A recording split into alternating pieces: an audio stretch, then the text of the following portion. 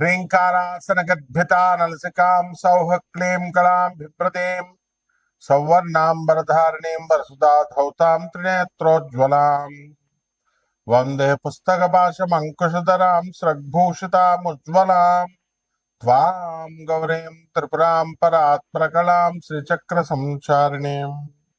ఓం శ్రీ బెజవాడ కనకదుర్గాదేవ్యై నమః. శ్రీ దుర్గామల్లేశ్వరాభ్యాం నమః. మనకి కుజగ్రహానికి చాలా ఇంపార్టెన్స్ ఉంది. ఆ కుజగ్రహము కనుక మన జాతకంలో బలమైనటువంటి స్థానాల్లో కనుక ఉన్నట్లయితే బ్రహ్మాండంగా మనం భూమండలాన్ని పరిపాలించవచ్చు. అలాగే అప్పుల బాధ లేకుండా జీవించవచ్చు. ఒక మిలిటరీ కమాండర్, మార్షల్, అలా బ్రిగేడర్ ఇట్లాంటి పోస్టులు పొందొచ్చు. అలాగే హోమ్ మినిస్టర్ అవ్వచ్చు. ఫైర్ ఎక్స్టింగ్విషర్లో సుప్రీం పోస్ట్ పొందొచ్చు ఆ డిపార్ట్మెంట్లో. అదేవిధంగా రియల్ ఎస్టేట్లో ఒక టాప్ లెజెండ్స్గా మారచ్చు. అటువంటి ప్రాధాన్యత ఉన్నటువంటి కుజగ్రహం కనుక మనకి శత్రుక్షేత్రాల్లో ఉన్న, శత్రు స్థానాల్లో ఉన్న, శత్రు గ్రహాలతో ఉన్న, మనకు అనుకూలంగా లేకపోయినా మనకేమవుతుందో తెలుసా? అప్పుల పాలైపోతాం. భార్యాభర్తల మధ్య వియోగం ఏర్పడుతుంది. సాక్షాత్తు పరమేశ్వరుడి యొక్క స్వేదం నుంచి పుట్టినటువంటి వాడు అంగారకుడు. ఒక చెమట నుంచి అలా జారితే మనకు అంగారక గ్రహం పుట్టింది.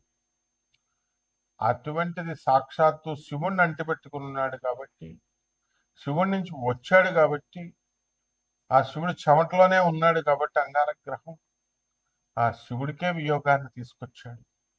అతను పుట్టిన మరుక్షణం సతీదేవి దహనం అయిపోయింది.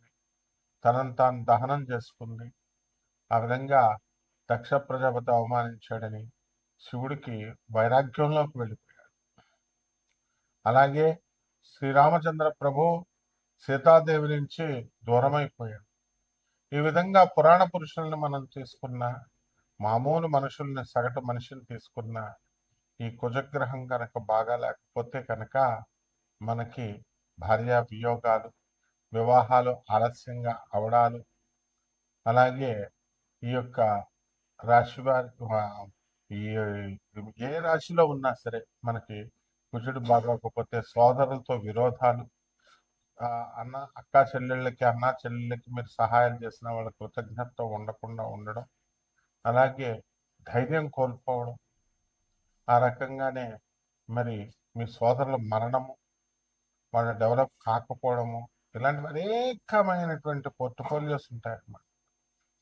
అయితే ఈ కుజగ్రహము మనకి జనవరి 15 నుంచి మనకి మకర రాశిలో ఉచ్చస్థితిలోకి బ్రహ్మాండంగా వస్తున్నాడు.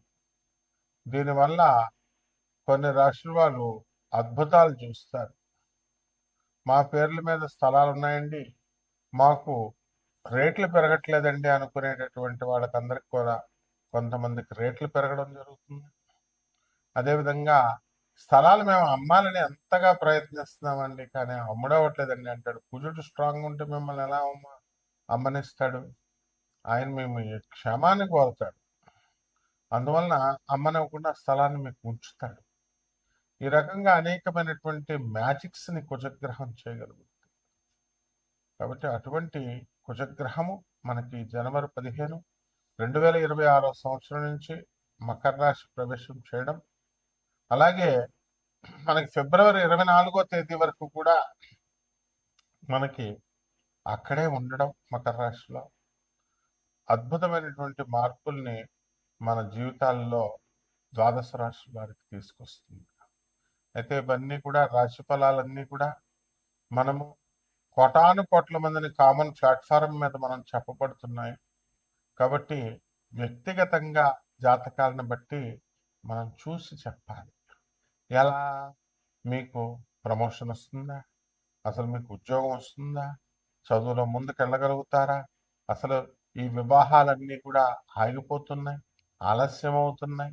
నోటి దగ్గరకు వచ్చి రియల్ ఎస్టేట్ వాళ్ళంతా కూడా మనకి అమ్మడానికి పార్టీలు ఒక 10 రోజుల నుంచి మేము డీల్ చేసామండి, కానీ మాకు అంటుకోవడం లేదండి, వాళ్ళు జారిపోతున్నారండి అనేటటువంటి వాళ్ళు. వివాహాలు, ప్రేమ వివాహాలు, వీళ్ళంతా కూడా మేము వెళ్తున్నామండి, కానీ అక్కడ ఈ ప్రేమ వివాహాలు ఫెయిల్ అవుతున్నాయండి. ఏమండి మేము అమెరికాలో ఉన్నామండి, మరి శుక్రమూఢం అన్నారండి మీరు ఫిబ్రవరి 1, 2026 సంవత్సరం వరకు కూడా, కానీ అయినా సరే ఆ పెళ్లి కూతురు ముందుగా మనం మాట్లాడుకుందాం అని అంటుందండి. కాబట్టి మా అబ్బాయిని పంపించమంటారా, పంపిస్తే అవుతుందా? ఇలాంటి అనేకమైనటువంటి సందేహాలు అందరికీ ఉంటాయి. శుక్రగ్రహం మనకి ఇది చేస్తుంది ఏమిటి, ఈ యొక్క వివాహ వ్యవస్థని డామినేట్ చేస్తుంది. కానీ కుజగ్రహం ఉండడం వల్ల మనకు అనేకమైనటువంటి ధైర్యంతో మనం పనులు చేయడం ఇవన్నీ కూడా జరుగుతాయి. కాబట్టి మీ వ్యక్తిగత జాతకాలని మనం పరిశీలించిన తర్వాతే మరి వీళ్ళందరికీ కూడా మనం జాతకాలు చెప్పగలుగుతాం. అప్పుడు ఎప్పుడు ఏది జరుగుతుందని. అయితే ఎవరినైనా జాతకం అడగాలి అని అనుకున్నప్పుడు ఇదివరకు కాలంలో గురువు గారండి అని చెప్పి చక్కగా ప్రేమతో గురువు గారిని అడిగేవారు. పాతకాలం గురువులంతా కూడా మా గురువుగారు మధుకృష్ణ శాస్త్రి గారు, మరి అలాగే శకుంతలాదేవి గారు, వాళ్ళంతా వచ్చేవారు. బెంగళూరు వెంకటరామన్ గారు, వీళ్ళంతా మా గురువు గారి దగ్గరికి సశాస్త్రీయంగా సహేతుకంగా మేము మా గురువులకు కృతజ్ఞతలతో చెప్పాలి. ఎందుకంటే అంత చక్కగా శాస్త్రబద్ధంగా మా గురువులు చెప్పేవారు. మరి అటువంటి డిసిప్లిన్ అనేది గురువుల దగ్గర నుంచి వస్తుంది. కాబట్టి మా గురువు గారి దయ వల్ల మనకి డిసిప్లిన్ అనేటటువంటిది మనకు రావడం జరిగింది. కాబట్టి పాపం జాతకం తెలుసుకోవాలని చాలా మందికి ఆశ ఉంటుంది, కానీ ఇప్పుడు కమర్షియల్ అయిపోయింది పాపం. మరి వీళ్ళు కూడా బతకాలి, జనం కూడా అలాగే తయారయ్యారు. డబ్బులు గురుగారి చేత ఫ్రీగా చెప్పించుకుందామని తప్ప అసలు మరి ఛానల్ కెమెరామ్యాన్లకి జీతం ఎలా వెళ్తుంది, ఛానల్కి జీతం ఎలా వెళ్తాయి, యాంకర్లకు జీతం ఎలా వెళ్తాయి, కరెంటు బిల్లులు ఎవరు కడతారు, అద్దెలు ఎవరు కడతారు, ఇవన్నీ ఎవరు చూడరు. అంతేకాకుండా టైటిల్స్ ఎలా పెట్టారండి, అలా పెట్టారండి, ఏమండి ఇలా చెప్పారండి అనే సలహాలు ఇవ్వడానిక మనం ఫోన్ నెంబర్లు ఇచ్చేది? మీరు తెలుసుకోండి, లబ్ధి పొందండి. అలాగే ఈ యొక్క మోడర్న్ సైన్స్ మనకు వచ్చింది. మోడర్న్ సైన్స్లో మనం ఐఐటి మద్రాస్ నుంచి పిహెచ్డి చేయడం వల్ల ఫిజిక్స్లో చక్కగా మనకి నాన్ కమర్షియల్ బేసిస్తో అందరికీ జ్యోతిష్యం అందుబాటులోకి రావాలి, ఫోన్లే పాపం తెలుసుకుంటారన్న ఉద్దేశంతో మనం చెప్పడం జరుగుతుంది. అయినప్పటికీ కూడా మీరు క్రిటిసైజ్ చేసిన ఇచ్చేసిన మరి బాధ కలిగి మొత్తం అసలు ఎవరికి చెప్పకూడదురా అని అనిపించేస్తుంది అనమాట. కాబట్టి అలా కాకుండా మీరు జాతకాలు తెలుసుకోండి, ముఖ్యమైన ఈవెంట్స్ మీరు తెలుసుకోండి చక్కగా. ప్రతి ఒక్కళ్ళు కూడా డిసిప్లిన్ అనేటటువంటిది ముఖ్యం. ఫస్ట్ ఆ డిసిప్లిన్ ఇచ్చేదే కుజుడు అనమాట. ఇప్పుడు జుట్టు ఎక్కువ పెంచుకున్నారనుకోండి, కుజుడు అంగీకరించడు. ఇలాంటి ట్రిక్స్ ఉంటాయి, అందుకు గురువు కావాలి. అంతేగాని ఊరికనే జాతకం ఏమండి నేనే మనం జాతకం చెప్పేస్తామండి, వీళ్ళకంటే నాకే బాగా తెలుసండి.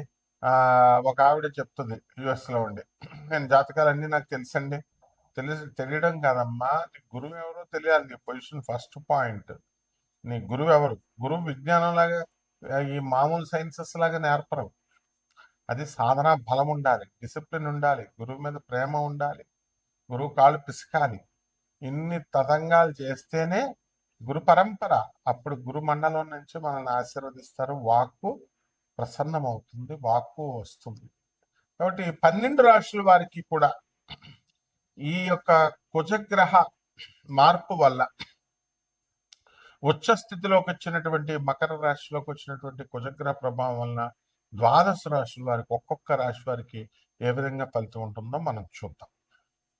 కుంభరాశి, ఈ కుంభరాశి వారికి అందరికీ కూడా వ్యయంలో మనకి ఈ కుజగ్రహం ఉండడం జరిగింది. అందుకనే వివాహాలు కావాలనుకునేటటువంటి వాళ్ళందరూ కూడా మ్యారేజ్ మీరు ఎలియన్స్లకు వెళ్తారు, మ్యాట్రిమోనియల్స్ వాళ్ళకి డబ్బులు ఖర్చు పెడతారు, తెలిసిన వాళ్ళందరికీ వెళ్తారు, కానీ వివాహాలంతా కూడా దగ్గరకు వస్తాయి, కానీ వివాహాలు కావు. కాబట్టి మ్యాట్రిమోనియల్స్ ఇవన్నీ కూడా అనవసరంగా ఖర్చు పెట్టుకోకండి. అలాగే మీ పేరు మీద ఉన్నటువంటి స్థలాలు ఏవైతే ఉన్నాయో అవన్నీ కూడా రేట్లు పెరగవు.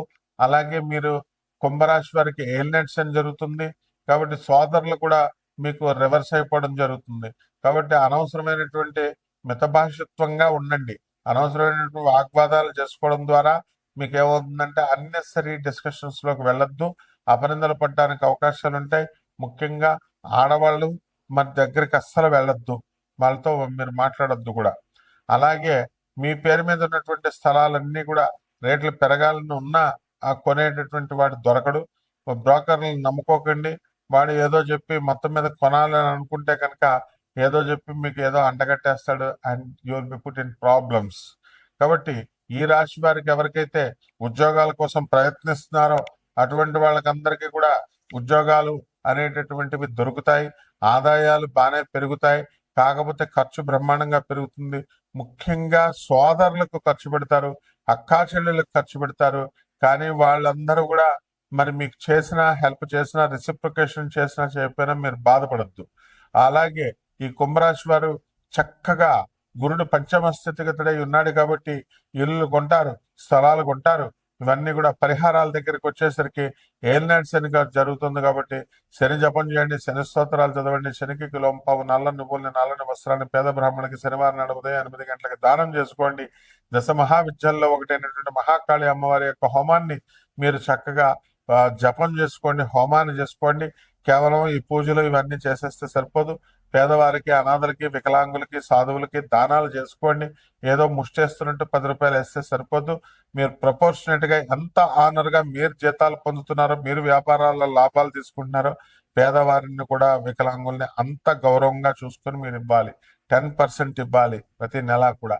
ఈ విధంగా చేసినప్పుడు మాత్రమే మీకు యోగ్యస్థాయి శుభమస్తు.